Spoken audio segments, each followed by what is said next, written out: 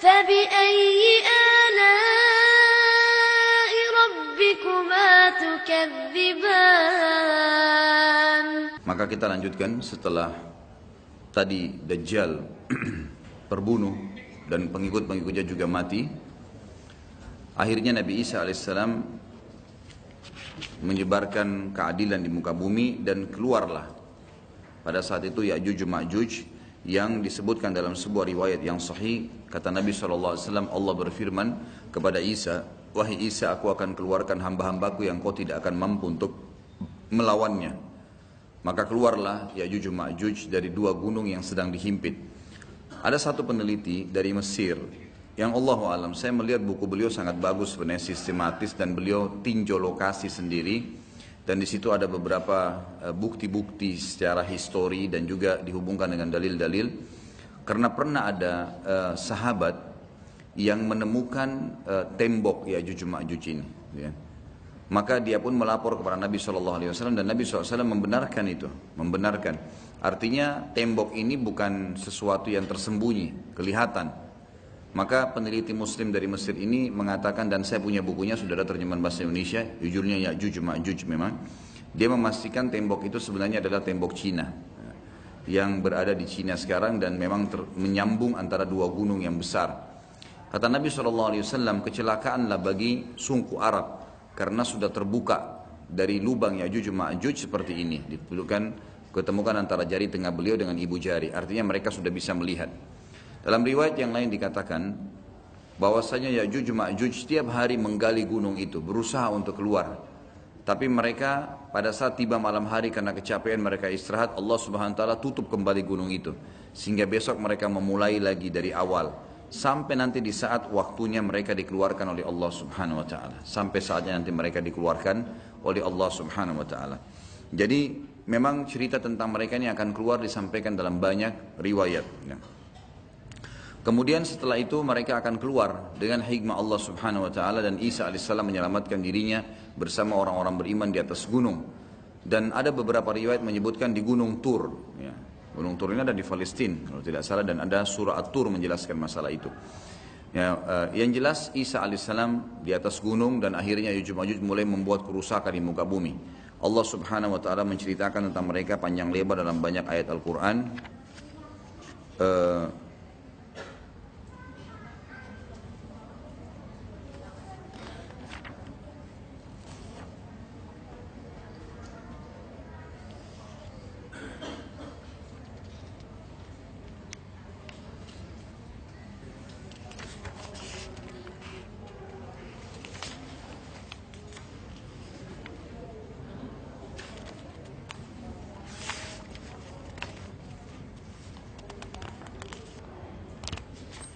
Ya.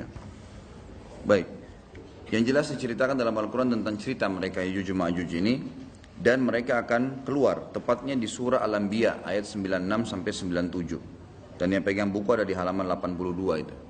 A'udzubillahi minasyaitonirrajim, hatta idza futihat Ya'juj wa Ma'juj hum min kulli hadabin yansilun waqtarabal wa'dul haqqu fa idza hiya syakhisatun absarul ladina kafaru ya wailana qad kunna fi ghaflatin min hadha bal kunna zalimin. Hingga apabila dibukakan tembok Ya'juj Ma'juj dan mereka turun dengan cepat dari seluruh tempat yang tinggi, dan telah dekatlah kedatangan janji yang benar, maksudnya hari kebangkitan, maka tiba-tiba terbelalaklah mata orang-orang kafir. Mereka berkata, aduhai celakalah kami, sungguhnya kami dalam kelalaian tentang ini, bahkan kami orang-orang yang zalim. Kata para ulama tafsir, maksudnya adalah orang-orang kafir pun bingung. Dari mana nih manusia-manusia? Kenapa kok membunuh semuanya? Walaupun mengatakan kami mau jadi pengikut kalian, tetap dibunuh, tidak diterima. Dan Nabi SAW menyebutkan ciri-ciri mereka. Mereka memiliki rambut yang keriting, yang mata mereka, bola kelopak mata mereka besar dan mata mereka kecil.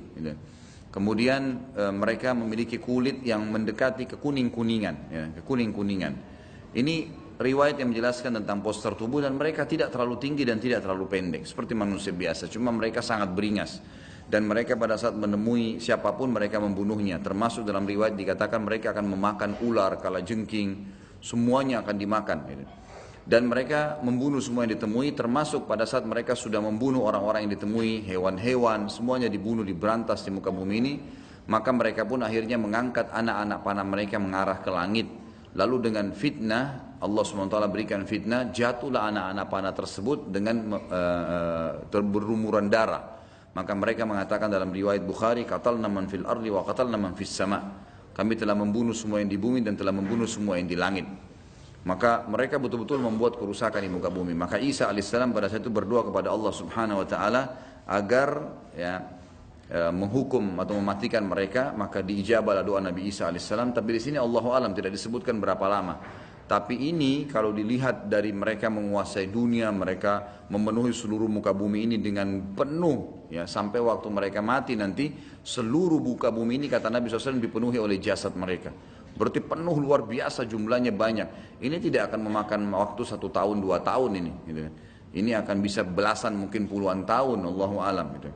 Sampai akhirnya mereka sudah tidak ada yang bisa menampung lagi. Maka Isa alaihissalam berdoa kepada Allah Subhanahu wa taala agar Allah mematikan mereka, dan akhirnya Allah Subhanahu wa taala mengeluarkan memberikan kepada mereka hama. Sebagian riwayat menjelaskan seperti serangga kecil yang keluar dari leher mereka, yang akhirnya membuat mereka mati semua serentak dengan satu kali mati. Semuanya tiba-tiba jatuh dan mati, dan jenazah mereka memenuhi muka bumi ini. Lalu Isa alaihissalam mengutus 4 orang dari pasukan terbaiknya Isa alaihissalam untuk turun dari gunung untuk memeriksa. Dan kata Nabi SAW, mereka lah penunggang-penunggang kuda terbaik pada saat itu. Dan kalau kalian ingin, saya akan menceritakan kepada kalian tentang warna kudanya, tentang warna baju mereka. Karena Nabi SAW diperlihatkan tentang 4 orang itu.